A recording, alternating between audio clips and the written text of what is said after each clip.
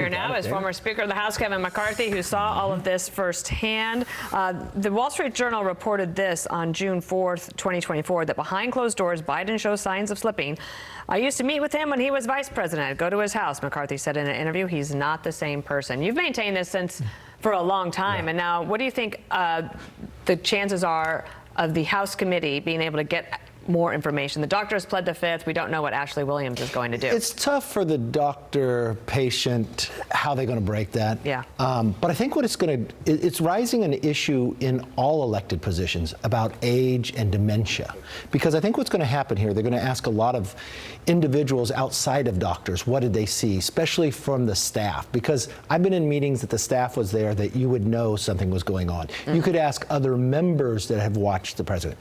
But what's going to say now that these members of Congress have requested these, what about their own colleagues? Because we have doctors inside the House and the Senate, they use the same ones. But what about certain colleagues in the Senate or the House that begin to have dementia too? It's going to raise this entire issue for the elected public, because I believe that was a very big issue in the last election about age. And it wasn't from one party or the other. It was a question. I thought very interesting that night they released the videotape of the doctor saying, you know, he wasn't going to answer questions. I don't know what happens here. Apparently she's coming of her own free will, and we'll see how it goes. Meanwhile, 30 minutes ago, John Fetterman from Pennsylvania kind of bucks the trend a lot of times in his own party. We were asking him about what the Mamdani nomination as a Democratic Socialist in New York means for the party, okay? Here's how he answered it, reflecting on that. It's very clear that the GOP are going to use him as their tentpole on their messaging. And there was just a recent poll just emerged from a Democratic super PAC. And now we still have our own issues with our image and some of the things that our party views ourselves. And I don't think that's helpful at this point to have that be someone that's been identified as one of the emerging faces of our party. To be clear, he's not a fan, obviously, no. But he also doesn't think Mamdani's a Democrat. What kind of damage could this do or not? Or do you see Democrats eventually falling in line? There's a lot of things. Oh, the Democrats are going to fall in line. They are. But with they're going to make a mistake. With Mamdani. Yeah. But they're making a mistake. The Democrats are trying to search for where do they go, okay? There's a couple things of signs that this shows. It shows their current leadership is very weak when it comes to Hakeem or Schumer. They're not fulfilling the need.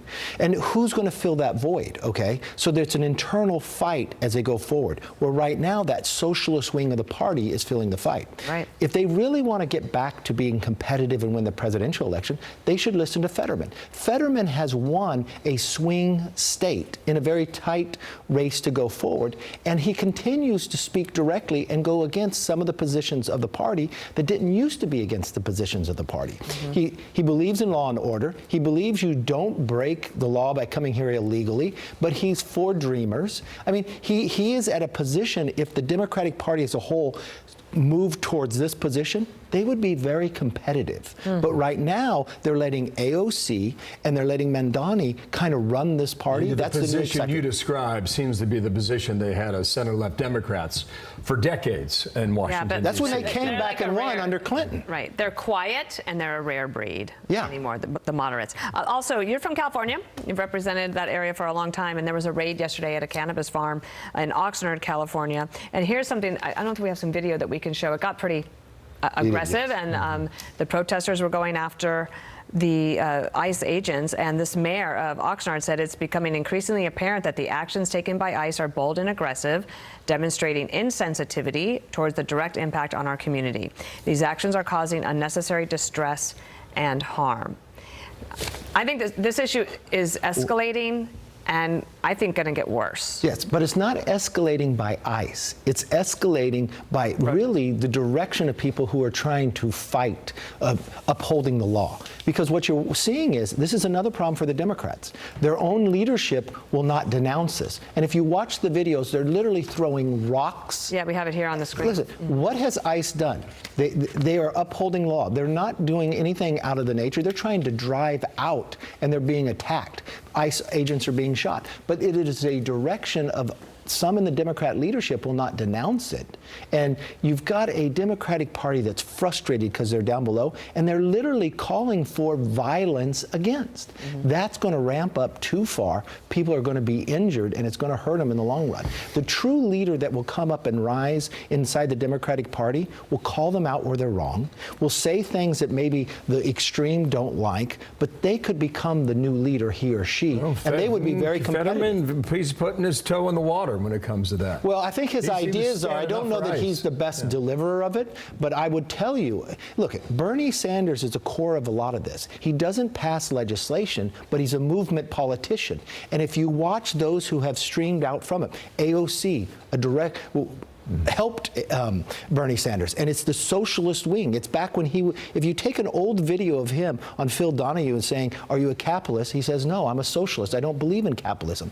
That's the exact same answer Mandani's giving you today. This is a movement that has been going, that people haven't been paying attention to, but now it's being able to capture a party that's weak in leadership. You've got to change the current leaders in the Democratic Party to stem this tide of socialism, and you've got to stand up and take some positions. By the way, he stands a really good chance of winning in November. Oh, in New York. The odds are he is going to win. Yeah. If you look today, and that's scary. But the big winner in that election is going to be Florida. We have about a minute and a half before President Trump is going to be seen, and so we want to just keep you for a moment more. When it comes to the severe weather in Texas and New Mexico, what is the congressional role? And when we see him, we might have to go if he decides to take some questions. But look, are we